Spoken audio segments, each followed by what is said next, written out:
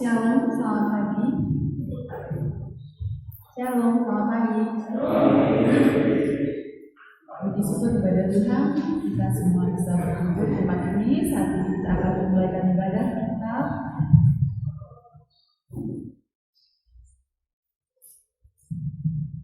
Selamat pagi Bapak Ibu Saudara Saudari Jemaat GKT Bapak sekalian.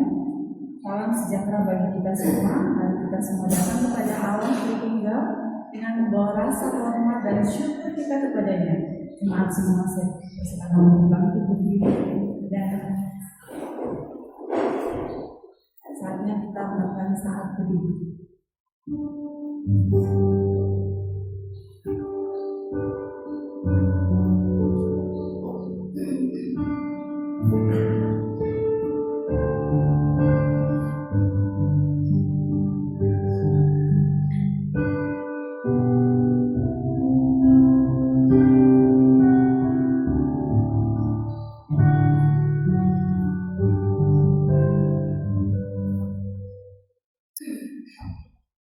Ibadah kita hari ini dimulai dengan satu pengakuan bahwa pertolongan kita datangnya dari Allah yang menjadikan langit dan bumi beserta segala isinya, dan yang tidak pernah meninggalkan hasil perbuatan tangannya.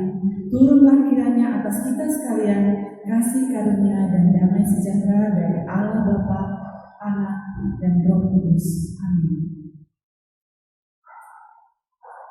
Untuk membuka ibadah kita pada pagi hari ini, mari kita bersama-sama menyanyikan KPPK nomor 28, Mulia. Kita akan menyanyikan 2 kali dalam versi bahasa Indonesia dan bahasa Inggrisnya. Pertama kita akan menyanyikan dalam versi bahasa Indonesia ini. KPPK nomor 28, Mulia.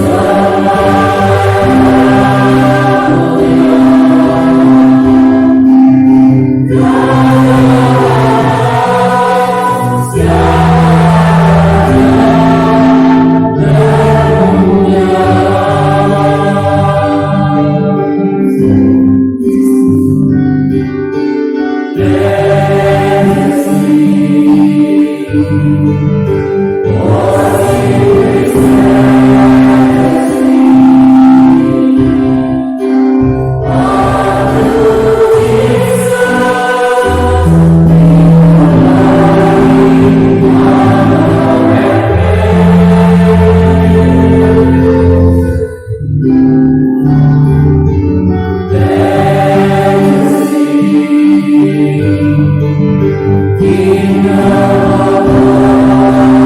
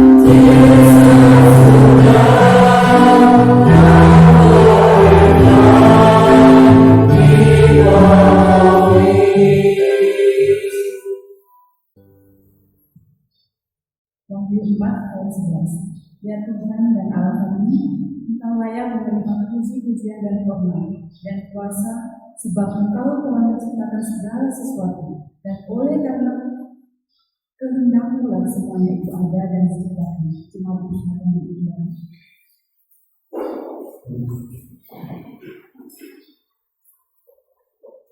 Mari kita menaikkan puji-pujian kepada Allah dengan menyanyikan KPPK nomor 66 besar setiamu. KPPK nomor 66 besar setiamu.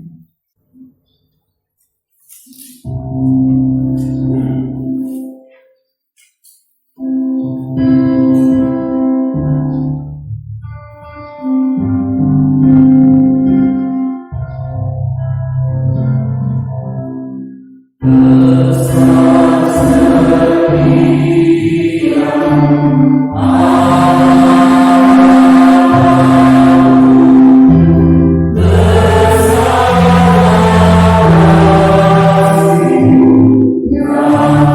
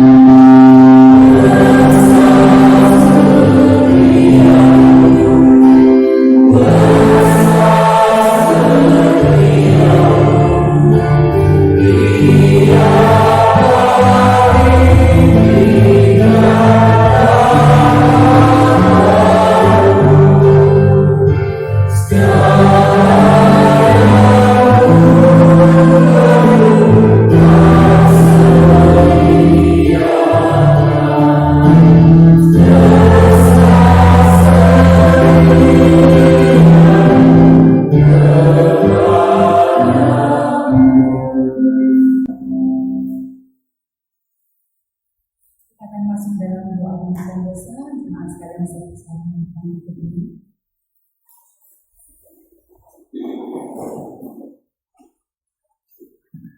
kita datang berdoa kepada Allah untuk mengampuni segala dosa-dosa yang telah kita lakukan di hadapan-Nya dan kepada sesama kita. Saya persilakan Bapak untuk mengambil waktu sejenak untuk berdoa secara pribadi di hadapan Allah setelah persilakan ini dan doa bersama.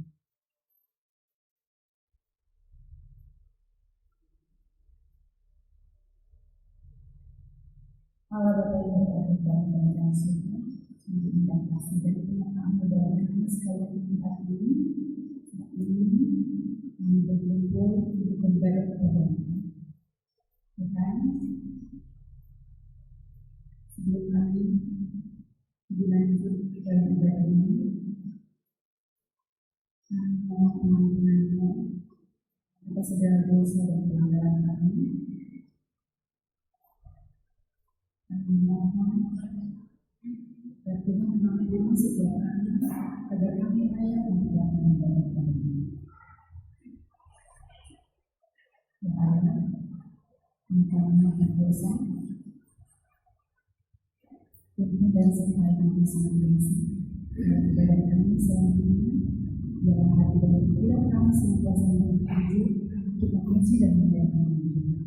Puji dan memuliakan ya Tuhan Yesus Kristus kami berdoa. Amin.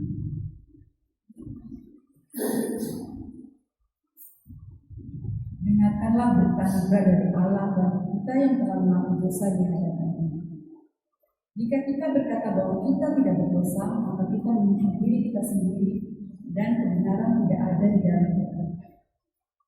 Jika kita mengaku dosa kita, maka Ia adalah setia dan adil, sehingga Ia akan mengampuni segala dosa kita dan menyucikan kita dari segala kejahatan.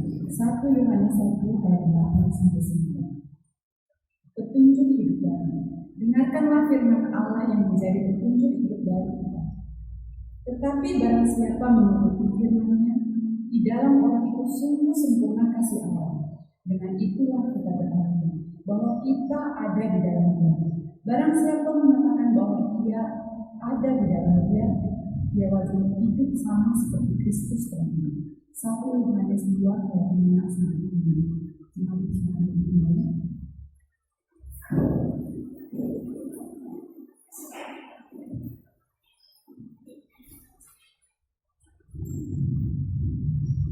Kita akan masuk dalam perjalanan ini dirangkai dengan doa syafaat. Sebelum itu, mari kita memuji Tuhan dengan menaikkan KPK nomor 381 setia. KPK nomor 381 setia.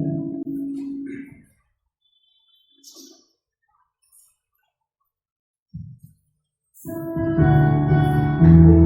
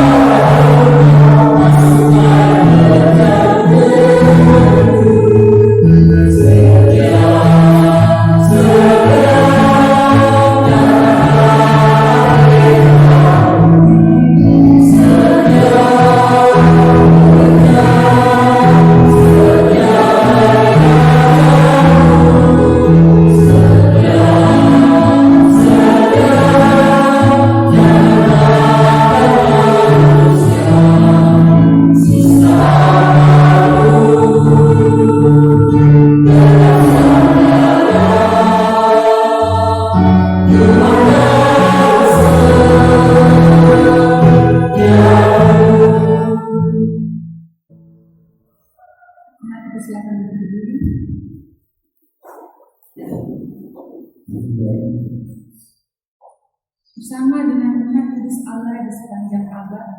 Marilah kita ikrarkan pengakuan iman kita sesuai dengan ketentuan Imam Basili yang berbunyi demikian. Aku percaya kepada Allah, Bapa yang Maha Kuasa, Hayat dan Bumi, dan kepada Yesus Kristus, anaknya yang tunggal dan benar, yang dikandung daripada Roh Kudus, lahir dari anak darah Maria, yang menderita sengsara di bawah pemerintahan Pontius Pilatus, disalibkan, mati dan dikuburkan, turun ke dalam kerajaan maut, pada hari yang ketiga, bangkit pula dari antara orang mati, naik ke surga, duduk di sebelah kanan Allah, Bapa yang Maha Kuasa, dan dari sana akan datang untuk menghakimi orang yang hidup dan yang mati. Aku percaya kepada Roh Kudus, gereja yang kudus dan am, persekutuan orang kudus, pengampunan dosa, kebangkitan dan hidup yang kekal.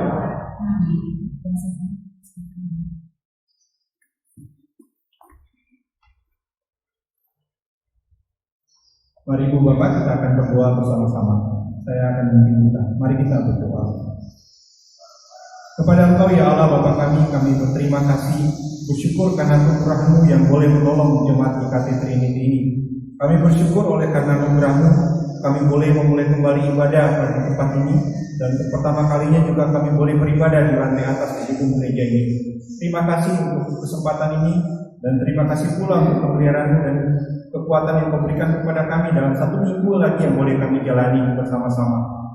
Di saat ini pula kami berdoa ya Allah, mengingat untuk negara kami, tetap di dalam kondisi yang merisaukan, cemaskan bagi kami, karena jumlah infeksi dari virus saudara-saudari kami yang terinfeksi virus COVID-19 ini terus bertambah. Meskipun banyak yang sembuh, kami bersyukur, namun infeksi tetap terjadi. Karena itu kami berdoa memohon belas kasih-Mu ya Allah bagi negara kami, kiranya Engkau boleh menolong para pemimpin baik di pusat maupun di daerah di dalam mengambil setiap kebijakan yang ada untuk dapat mengendalikan akan penyebaran virus ini. Juga ingin berdoa untuk para tenaga medis baik di Kota Palu maupun di seluruh Indonesia, kiranya Engkau berkenan menolong, melindungi serta menguatkan mereka di dalam merawat akan saudara-saudari kami yang terinfeksi virus ini. Juga kiranya Engkau boleh menolong mereka di dalam kehidupan sehari-hari ketika mereka pun seringkali mengalami penolakan atau diskriminasi dari orang-orang sekitar karena mereka seringkali sudah dianggap sebagai orang yang juga terinfeksi. Karena itu tolonglah saudara-saudari kami yang terlibat di tenaga medis ini ya Allah. Kami juga ingin berdoa kiranya Engkau boleh menolong jemaat GKT Trinity di dalam kondisi pandemi ini, tidak hanya krisis kesehatan, namun juga mengakibatkan banyak hal yang terdampak dalam kehidupan kami, termasuk juga untuk pekerjaan.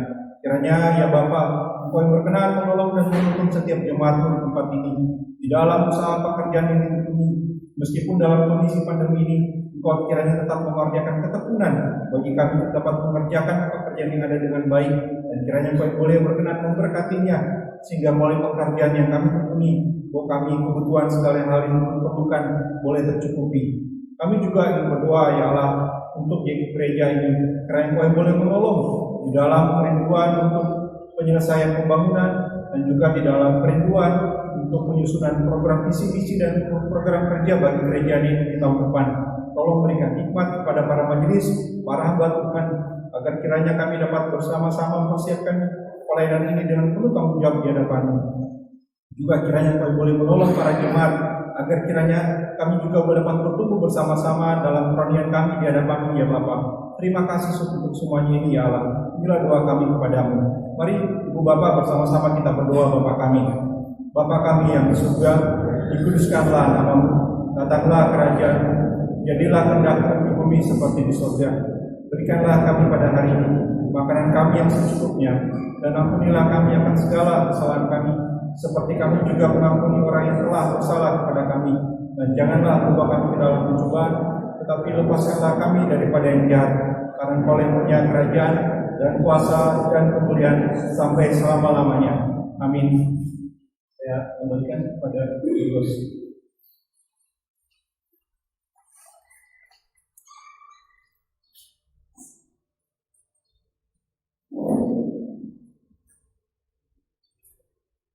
Sekarang saya persilakan untuk duduk kembali. Saatnya kita akan merenungkan firman Tuhan bersama-sama. Untuk menyambut firman Tuhan. Marilah kita persiapkan diri melalui puji-pujian KPPK nomor 371 Suka Mengabarkan. KPPK nomor 371 Suka Mengabarkan.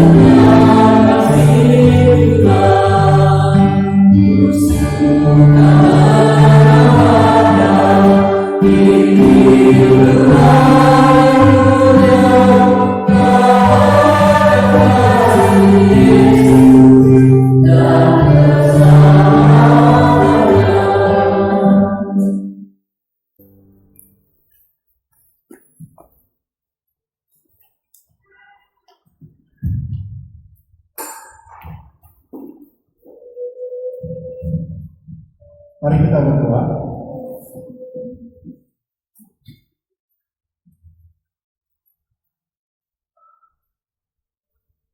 Kepada Engkau saja ya Allah Bapa kami kembali lagi menaikkan ungkapan syukur karena berkat-Mu bagi kami.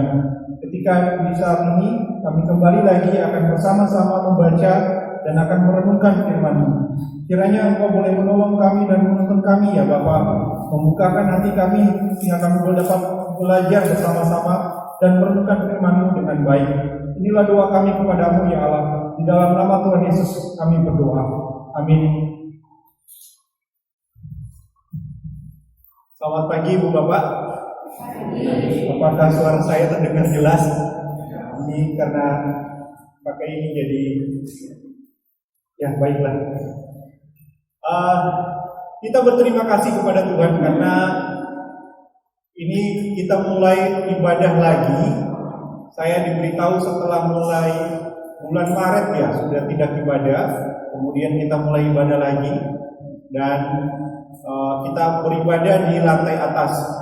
Dan saya tidak tahu apakah Ibu Bapak juga menyadarinya. Jadi ini bukan saja kali pertama kita mulai beribadah lagi di tahun ini setelah pandemi COVID, tapi juga ini kali pertama kita beribadah di lantai atas. Jadi meskipun memang masih belum terpasang beberapa hal, tapi kita bersyukur kepada Tuhan karena kita boleh diberikan izin dari pemerintah dan juga boleh bersama-sama pada saat ini untuk beribadah. Dan pada pagi hari ini saya akan menyampaikan satu khotbah yang berjudul Kediaman Allah. Satu khotbah yang sebenarnya saya harus minta maaf juga nih sebenarnya. Jadi ini khotbah yang pertama kali saya sampaikan pada tahun 2016 ketika kita pertama kali beribadah di lantai bawah. Jadi 2016 kita mulai pertama kali beribadah di lantai bawah dan pembangunan masih terus berlangsung baik untuk pastori maupun juga untuk lantai atas. Dan kemudian pagi hari ini saya ingin menyampaikan lagi khotbah ini karena saya pikir juga untuk terus mengevaluasi dan juga memikirkan kemana arah pelayanan ini. Oleh karena itu mari kita melihat Alkitab kita dari Kisah Para Rasul pasal 7 ayat yang ke-48 dan ayat yang ke-49. Nanti ada beberapa ayat yang akan saya bacakan, tapi kita akan baca terlebih dahulu Kisah Para Rasul 7 ayat 48 dan ayat 49. Saya akan bacakan ayat yang ke-48, lalu Ibu Bapak ayat yang ke-49. Kisah pasal 7 ayat 48 hingga ayat 49. Saya bacakan ayat yang ke-48. Tetapi yang Maha Tinggi tidak diam di dalam apa yang dibuat oleh tangan manusia, seperti yang dikatakan oleh Nabi.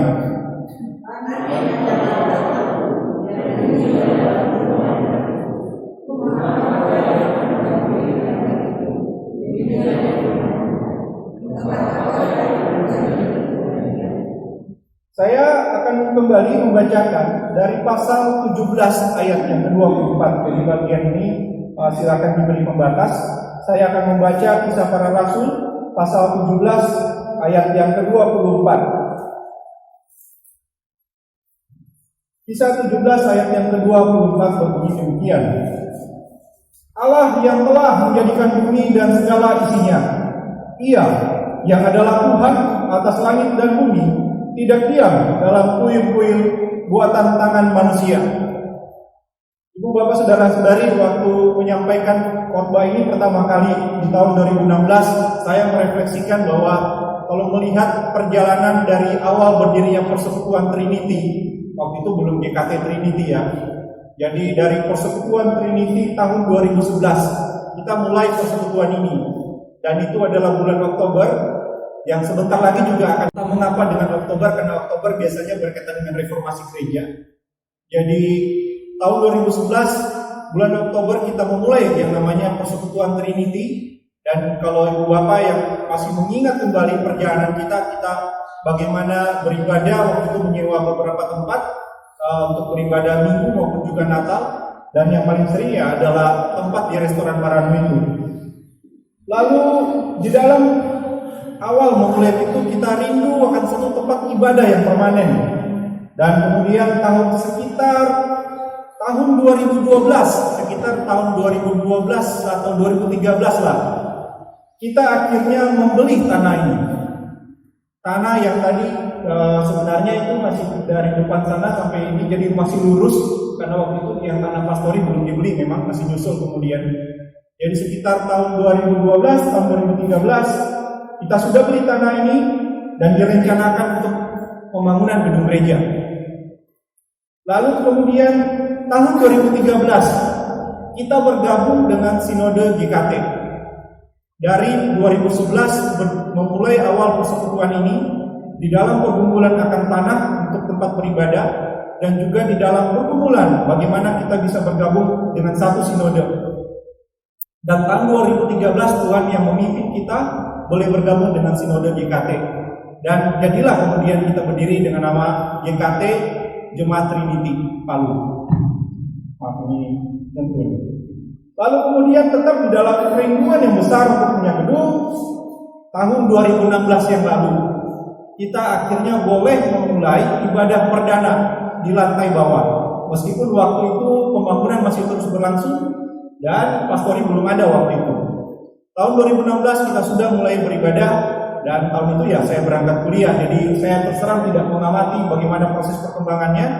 Nanti tahun 2018 waktu bencana, kemudian saya juga baru melihat perkembangan pembangunan yang ada.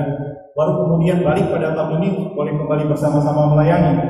Tapi yang pasti kalau kita merefleksikan perjalanan pelayanan kita, persekutuan kita dari 2011, kemudian sampai tahun ini, melihat di tengah-tengah banyak tantangan, di tengah-tengah pergumulan mulainya persekutuan dan jemaat ini, tangan Tuhan tetap menyatakan kemurahannya kepada kita.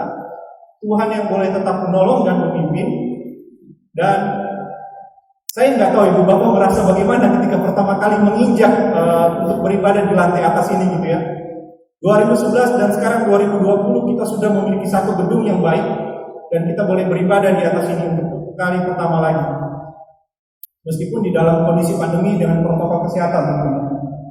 Nah, dengan tema kediaman Allah, sebenarnya saya hendak ingin mengajak kita merenungkan bagaimana kita menyadari di manakah Allah berdiam itu. Ketika kita seringkali punya pemikiran ingin membangun satu gedung gereja, maka seringkali yang mungkin bisa saja dipahami adalah Allah berdiam di gedung gereja. Tapi di manakah Allah berdiam sesungguhnya? Dan bagaimana kita hidup di dalam kediaman Allah itu. Itu yang ingin hendak saya ajak untuk kita renungkan dari bacaan-bacaan pada saat ini. Ibu Bapak sekalian, dari dua teks Alkitab tadi, di Kisah Para Rasul 7 dan Kisah Para Rasul 17, kita mendapatkan penjelasan yang sangat tegas dari Paulus bahwa Allah itu tidak berdiam dalam kuil buatan tangan manusia. Itu disampaikan Paulus kepada orang-orang Yunani yang pada waktu itu memang banyak membangun kuil-kuil untuk dewa-dewinya. Dan Paulus berkata bahwa Allah tidak diam dalam kuil buatan tangan manusia. Dan kalau kita melihat pada ayat yang 49 di pasal 7, dikatakan di manakah Allah berdiam? Dikatakan ini oleh Paulus. Langit itu adalah tahtanya, bumi adalah tumpuan kakinya. Kalau langit tahtanya, bumi tumpuan kakinya, maka gambaran ini sebenarnya hendak menunjukkan bahwa Allah begitu maha besarnya, begitu agungnya, sehingga tidak dapat ditampung, diwadahi di dalam satu tempat yang namanya kuil, atau dibatasi di dalam satu tempat yang namanya gedung. Karena dia begitu besar dan begitu agungnya. Lalu Allah yang besar itu, pertanyaannya berdiam di mana kalau demikian? Di manakah kediaman Allah itu? Sedangkan langit dan bumi adalah tempat tahtanya dan tumpuan kakinya.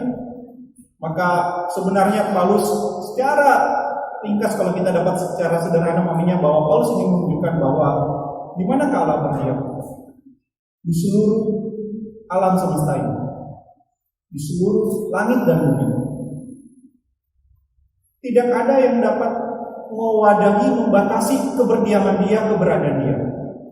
Maka dengan demikian berarti seluruh alam semesta ini itu berada di dalam naungan kehadirannya. Tidak ada satupun yang luput dari keberadaannya. Berarti sekalipun kita mau coba sembunyi di bawah kolong kasur pun, ya Allah ada di situ. Kita mau coba sembunyi di dalam satu tempat yang sempit sekalipun, yang mungkin orang lain nggak bisa lihat kita ada di mana, ya Allah ada di situ. Sampai-sampai kalau ibu bapak ingat satu mazmur yang akan berkata begini, saya mau lari dari engkau ini, mau lari ke mana ya Allah? Sampai lari ke dunia orang mati pun kau ada di situ. Jadi, di manakah Allah berdiam? Di seluruh alam semesta ini. Nah, karena kediaman Allah meliputi seluruh langit dan bumi ini, dan Dia tidak berdiam dalam kuil buatan tangan manusia, maka pertanyaan yang saya renungkan waktu itu adalah, kalau begitu, apa fungsinya kita punya gedung gereja? Apa fungsinya kita punya gedung yang untuk tempat kita beribadah? Kalau Allah toh itu kediamannya menaungi, melingkupi seluruh alam semesta, apa fungsinya? Ya tentu ada banyak fungsinya. Yang namanya gedung gereja pastilah banyak fungsinya. Tetapi salah satunya adalah saya kira sebagai pengingat, sebagai reminder, pengingat bahwa Allah yang berdiam atas alam semesta ini juga hadir di antara umatnya. Saya menyadari ini dari gambaran orang Israel waktu perjalanan dari Mesir menuju tanah perjanjian, dan kemudian mereka membangun yang namanya kemah Allah itu, tabernakel, untuk menunjukkan bahwa Allah itu hadir di situ, mengingatkan kepada orang-orang Israel bahwa Allah hadir di situ bersama-sama mereka. Maka dari situ saya tarik, kemudian kalau begitu gedung gereja gimana? Fungsinya adalah, saya kira kurang lebih sama, untuk mengingatkan kepada umat bahwa Allah itu hadir bersama-sama di tengah umatnya, bahwa Allah itu hadir di antara umatnya. Itu yang saya pikir dari gedung gereja yang ada. Bagaimana mengingatkan kita Allah ada dan Dia hadir di antara kita, yaitu umatnya. Nah, karena Allah itu berdiam atas alam semesta dan hadir di antara umatnya, maka bagaimana semestinya kita hidup di dalam kediaman Allah ini? Bagaimana semestinya kita berperilaku atau menjalani kehidupan kita di dalam kediaman Allah ini? Saya kira ada dua. Yang pertama, kita perlu sadar bahwa kita hidup di hadapan wajah Allah. Mari Bu Bapak, saya mengajak kita untuk kembali membuka satu ayat dari Mazmur 41 ayat yang ke-13. Mazmur 41. Mazmur 41 ayat yang ke-13. Sudah menemukannya? Mazmur 41 ayat yang ke-13 berbunyi demikian. Tetapi aku, Engkau menopang aku karena ketulusanku. Engkau membuat aku tegak di hadapan-Mu untuk selama-lamanya. Saya mengajak Ibu Bapak untuk memperhatikan kata di hadapan-Mu untuk selama-lamanya. Di dalam teks, kalau melihat pada teks aslinya dan pada terjemahan-terjemahan lain, salah satunya di dalam terjemahan King James, maka dia kata di hadapanmu itu diterjemahkan sebagai kata thy face, di depan wajahmu. Jadi ayat ini sebenarnya ingin menunjukkan bagaimana pemazmur menunjukkan bahwa Engkau yang topang aku sehari-hari, Engkau yang tegakkan aku di hadapanmu, di depan wajahmu untuk selama-lamanya. Berarti begini Bu Bapak, jika dan memang kediaman Allah meliputi seluruh alam semesta ini, di mana tidak ada satupun kita bisa luput dari kehadiran Allah, keberdiaman Allah, berarti setiap saat, setiap detik, di setiap langkah kita dan setiap hari kita sedang hidup di hadapan Allah atau sedang hidup di depan wajahnya Allah. Saya nggak tahu nih, kalau Ibu Bapak memahami di depan wajah itu bagaimana maksudnya. Jadi begini, karena kita sedang hidup di hadapan Allah atau sedang hidup di depan wajahnya Allah, berarti ya apa yang kita pikirkan atau apa yang sedang kita katakan atau apa yang sedang kita perbuat di saat itu, di detik itu, di waktu itu, sesungguhnya kita sedang berbuat di depan wajahnya Allah. Apa yang kau rencanakan dalam hatimu, apa yang sedang kau rancangkan di dalam pikiranmu, itu sesungguhnya sedang kita pikirkan dan rancangkan tepat di depan wajahnya Allah. Saya nggak tahu nih, kira-kira Ibu Bapak memahami betapa seriusnya hal ini. Tidak ada satupun dari hidup kita yang bisa kita sembunyikan dari hadapannya. Jadi ketika kita melakukan perbuatan yang baik, kita tepat melakukannya di depan wajah Allah. Ketika kita melakukan perbuatan yang menyakiti hati sesama kita, kita juga tepat melakukannya di depan wajah Allah. Dan ketika Anda sedang melakukan perbuatan dosa dan Anda sedang melakukan tepat di depan wajah Allah, tidakkah Anda merasa gentar ketika melakukan hal ini? Saya ambil satu ilustrasi. Ibu Bapak tahu yang namanya CCTV? Di gedung gereja kita ada beberapa CCTV. Di ruangan ini ada satu, di sudut situ Di pintu samping sini ada 2, nanti ke dalam sama keluar. Waktu ibu bapak masuk dari bawah itu ada satu CCTV juga sorot. Nanti ada beberapa titik juga CCTV. Dan saya juga baru tahu ada yang namanya CCTV dummy. Jadi CCTV dummy ini ya CCTV tapi sebenarnya tidak berfungsi apa-apa, dia hanya ditempel saja di situ. Tapi ya kira-kira kalau kita pasang CCTV maksudnya apa? Supaya orang yang kalau misalnya hendak merancangkan sesuatu terhadap gedung ini bisa segera teridentifikasi, atau kalau dia baru lihat CCTV saja dia sudah keder duluan gitu ya. Harapannya gitu, supaya dia nggak sembarangan langsung melakukan sesuatu karena sudah melihat ada CCTV yang memantau dia. Tapi ya beda ya, CCTV adalah untuk merekam, dan kita pun kalau baru mau tahu adalah nanti baru putar lagi rekamannya di bawah, baru tahu ada peristiwa apa, siapa yang membuat. Itu berbeda dengan melakukan tepat di depan wajah seseorang. Kalau dengan CCTV saja kita mungkin kadang sudah bisa berhati-hati untuk bertindak, apalagi kadang di beberapa gedung ditempelin kertas gedung ini diawasi oleh CCTV, dan orang sudah mulai hati-hati untuk bertindak di situ, untuk hati-hati berperilaku di dalam gedung itu. Saya nggak tahu kira-kira Ibu Bapak memahami betapa seriusnya bahwa sesungguhnya kita sedang melakukan segala sesuatu, memikirkan segala sesuatu, dan mengatakan segala sesuatu tepat di depan wajahnya Allah, bukan di depan CCTV lagi. Tepat di depan wajahnya Allah. Dengan demikian, kita paling tidak bisa membayangkan betapa tersenyumnya Allah ketika melihat anak-anaknya melakukan hal yang menyenangkan hatinya. Dan kita bisa membayangkan kira-kira ya, betapa kecewanya Allah ketika melihat anaknya hidup tidak menyenangkan hatinya. Kira-kira kalau saya tanya anak-anak remaja, apakah kalian berani untuk merokok tepat di depan wajah orang tua kalian? Jangan di depan wajah orang tua ya. Kadang tahu dengan beberapa teman gitu ya, karena tahu saya sekolah teologi, kadang mereka begitu mengumpul sama saya langsung disimpan itu, kalau bukan disingkirkan. Saya nggak tahu kira-kira kalau ibu bapak yang ini melihat anak ibu bapak merokok tepat di depan wajah ibu bapak itu gimana rasanya? Atau kalau Anda sebagai orang tua, apakah akan tersenyum ketika anak Anda melakukan kesalahan yang besar tepat di depan wajah Anda dengan sengaja? Waduh, saya nggak tahu ini.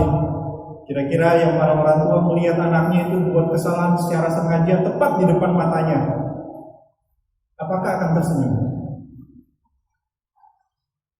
Anda akan marah kan? Maka mengapa ya kita terkadang bisa berani dan tenang-tenang saja? Sudah berani dan tenang-tenang saja ketika melakukan kejahatan di depan wajah Allah yang kediamannya meliputi seluruh bumi. Maka jemaat sekalian, marilah kita menjalani kehidupan ini dengan penuh kesadaran bahwa kita sedang hidup di hadapan wajah Allah yang berdiam atas alam semesta ini. Marilah kita senantiasa hidup dalam ketulusan, kewaspadaan, dan berjaga-jaga sehingga kita tidak hidup sembarangan di depan wajahnya. Marilah kita senantiasa hidup menghormati dan menyembah Dia dimanapun dan kapanpun kita berada. Lalu yang kedua, bagaimana lagi semestinya kita hidup di dalam kediaman Allah ini? Mari kita melihat Mazmur 115 ayat yang ketiga. Mazmur 115 ayat yang ketiga.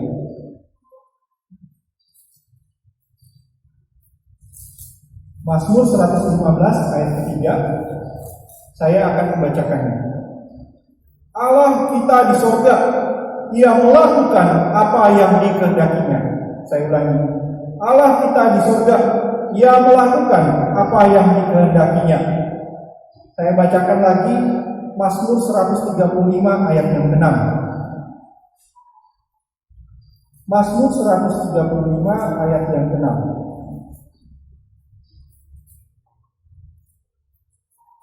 Berbunyi demikian, Tuhan melakukan apa yang dikehendakinya di langit dan di bumi, di laut dan di segenap samudra raya. Ibu bapak sekalian, dua mazmur ini secara tegas menyatakan kepada kita bahwa Tuhan Allah kita itu bertahta dan berotoritas di langit dan di bumi, Sebab ia sanggup melakukan segala sesuatu yang dikehendakinya di tempat kediamannya ini. Ketika dikatakan bahwa Allah berdiam dan kediamannya meliputi menaungi seluruh alam semesta, maka itu bukan saja berbicara tempat dia bersemayam, tapi juga tempat dia memerintah, tempat dia menjalankan otoritasnya, tempat dia menjalankan kehendaknya. Dan ia melakukan apa yang dikehendakinya.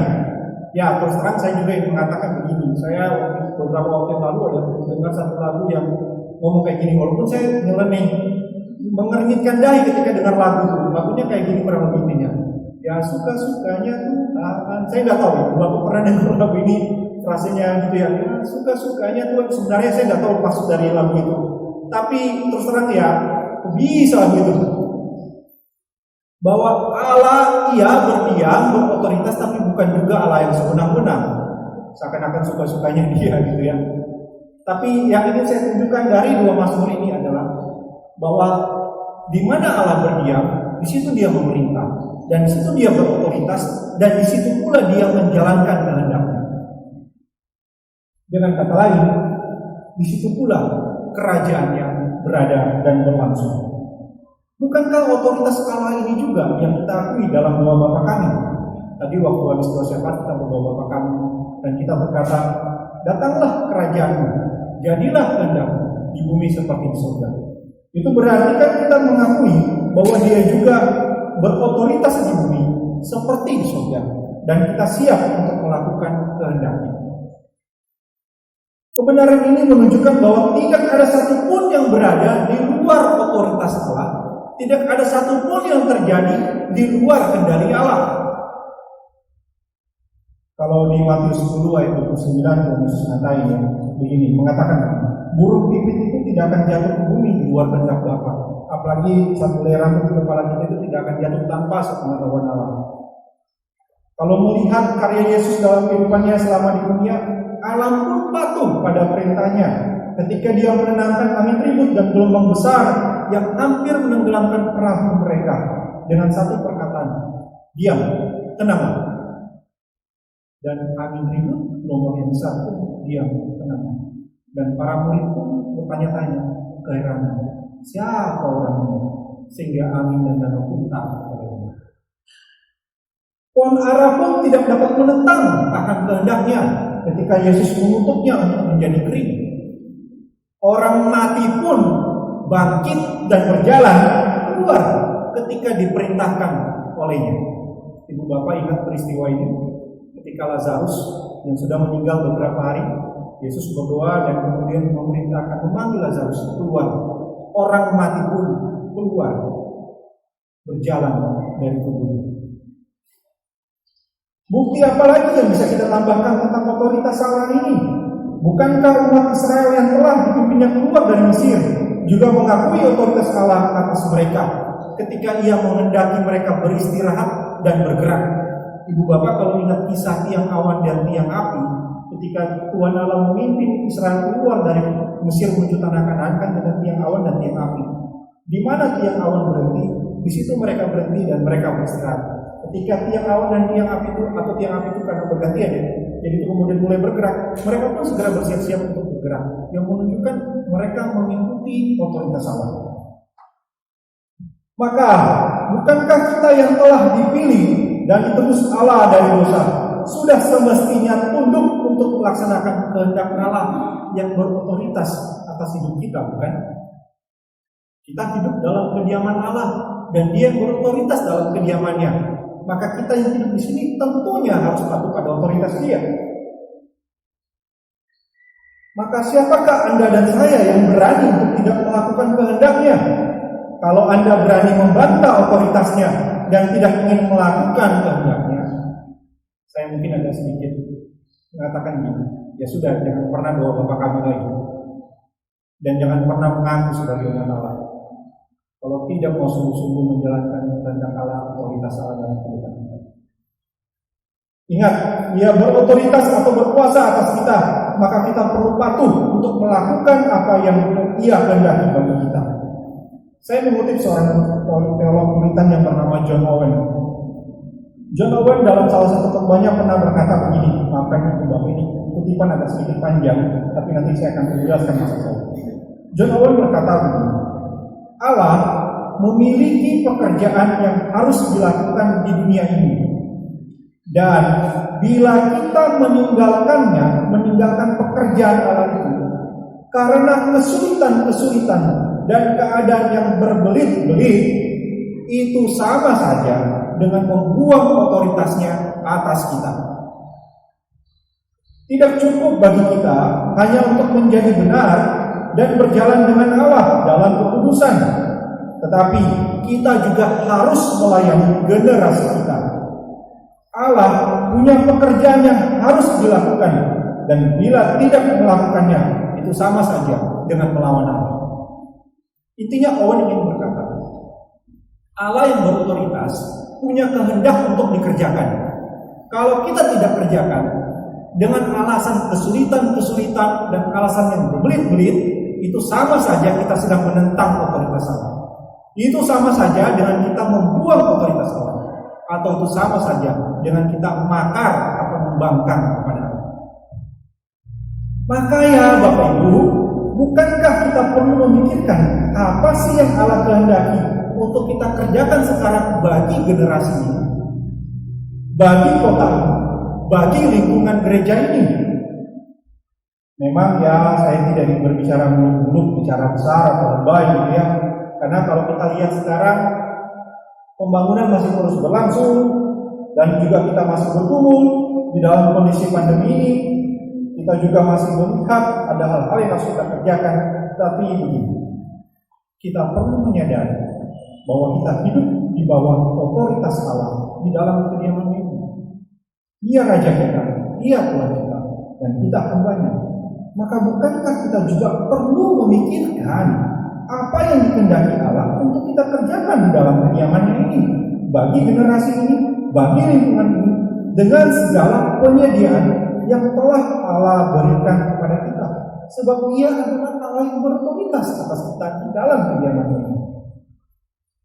Saya nggak tahu Ibu Bapak masih ingat nggak ya, tapi saya mungkin menyampaikan satu ilustrasi lagi yang saya pakai untuk menjelaskan tentang yang namanya penyediaan Allah. Penyediaan di dalam bahasa Inggris itu adalah provision.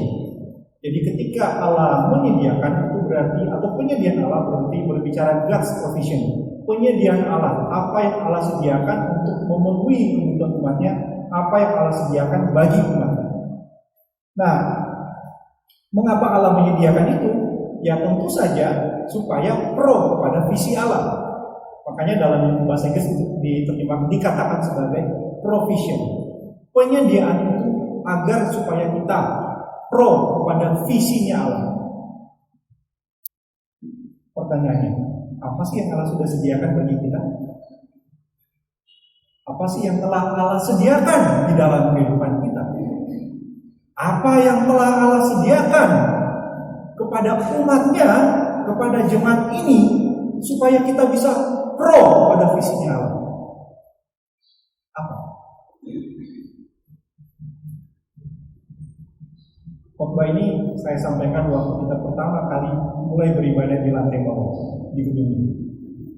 Dan sekarang kita sudah beribadah di lantai atas di gedung ini untuk kali pertama. Apa yang telah Allah sediakan bagi jemaat ini? Yang paling dekat dengan kita saat ini, yang paling kasat mata dengan kita saat ini, ya gedung ini bukan? Waktu dari tahun 2011 kita bergumul untuk memiliki satu tempat persekutuan yang permanen, dan di dalam pergumulan itu kita kemudian berupaya mengumpulkan dana dan kemudian membeli tanah, membangun. Dan apa yang sekarang Allah telah sediakan? Gedung ini bukan? Maka ketika Allah menyediakan ini sebagai provisinya, maka berarti penyediaan ini perlu kita gunakan agar kita bisa pro kepada visinya Allah. Berarti apa yang telah Allah sediakan kepada jemaat ini, dan saya kira bukan hanya gedung ini saja, Itu berarti juga semestinya supaya kita pro kepada visinya Allah, untuk kita kerjakan dengan sungguh-sungguh, bukan lagi meninggalkannya atau mengabaikannya karena alasan kesulitan-kesulitan atau alasan yang berbelit-belit.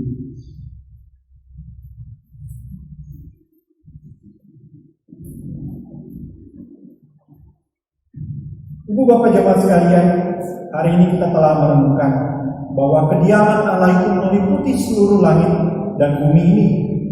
Dan bahkan bahwa karena Allah mendiami seluruh alam semesta ini, maka apa peranan gedung gereja? Yang menjadi pengingat bagi kita bahwa Allah yang mendiami seluruh alam semesta ini juga hadir di antara kita.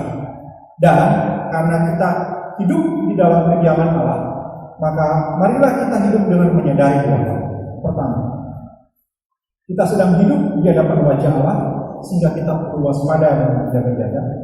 Kedua, kita sedang hidup di bawah otoritas Allah, sehingga kita perlu bertekun untuk melakukan kehendaknya dalam kehidupan kita dan menggunakan provisi atau penyediaan yang telah Dia berikan supaya bisa kita kerjakan untuk pro pada visi Allah bagi jemaat. Mari kita lihat.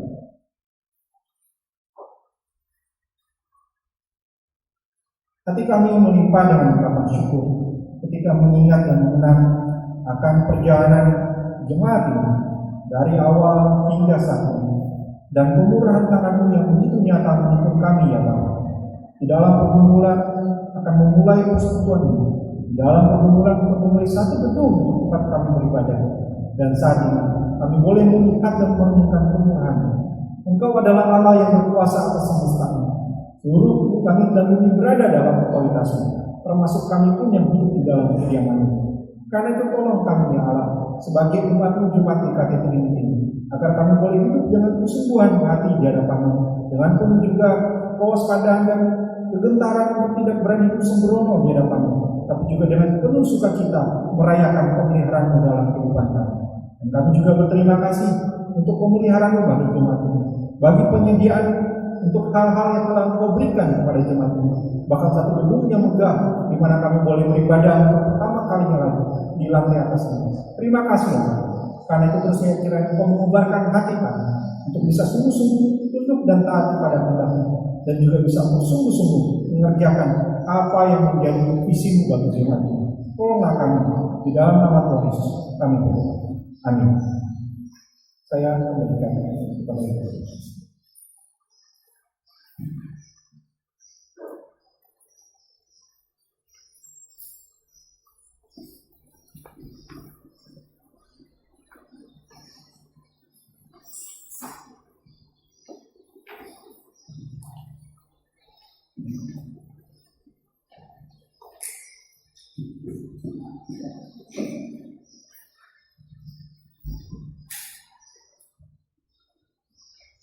Terima kasih banyak atas bermanfaatnya pada siang hari ini. Selanjutnya kita akan memberikan ungkapan syukur kita kepada Allah. Nanti jemaat akan berjalan maju, sudah tersedia 3 kota seperti biasa. Kita memberikan 3 kali persembahan pada minggu keempat. Yang satu untuk SKA. Jemaat akan berjalan dari sisi sebelah kanan saya, memberikan persembahan diisi di kotak yang tersedia, lalu kembali ke tempat duduknya masing-masing. Nanti dari sebelah kiri ya, sebelah kirinya jemaat, supaya tidak tabrakan. Sambil memberikan persembahan, kita akan memberikan kebijakan nomor 345, meski sedikit dia berkenan. KPPK nomor 345, meski sedikit dia berkenan.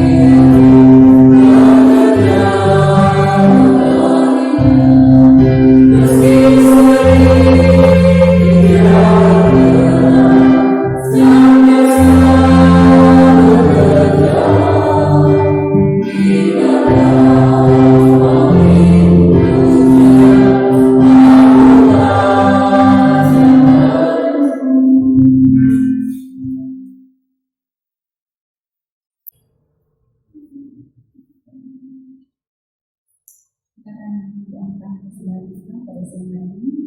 Saya persilakan menginvitasi Bapak Ferry Bulantu untuk berbicara. Mari kita menonton kembali Bapa kami ingin berhalangan kami semua kenyataan Tuhan dalam kehidupan kami. Istimewa hari ini Bapa hanya karena anugerah dengan kepada Tuhan berfirman seperti ini. Terimalah Tuhan, terima kasih sudah diselamatkan dan berkata untuk dapat dipakai oleh pekerjaan Tuhan ini ada di dalam kami. Ini doa yang Tuhan banyak Tuhan dan mengutus kepada Tuhan. Terima kasih. Kita akan masuk dalam doa perjalanan. Yang pertama, PA akan dilaksanakan seperti biasa, tetap melalui PA di gereja pada hari Kamis jam 8 malam. Yang kedua, Komisi Remaja dan Pemuda akan dibagikan renungan harian setiap hari via grup WA Remaja dan Pemuda.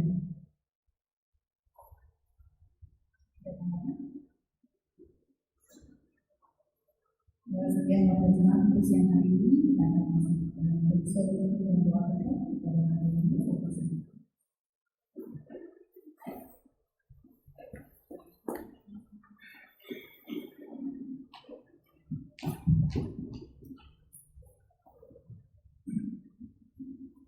Mari Ibu Bapak sekalian, saya mengajak kita untuk bangkit berdiri.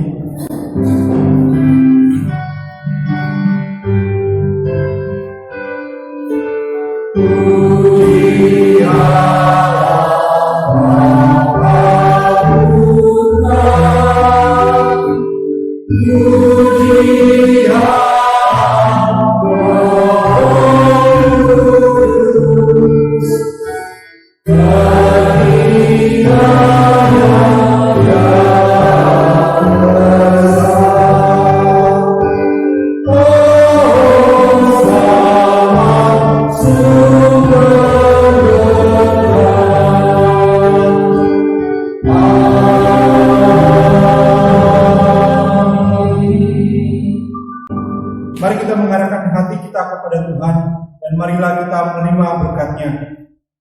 Tuhan memberkati kita dan melindungi kita. Tuhan menyinari kita dengan wajah-Nya dan memberi kita kasih karunia. Tuhan menghadapkan wajah-Nya kepada kita dan memberi kita damai sejahtera dari sekarang hingga selamanya. Amin.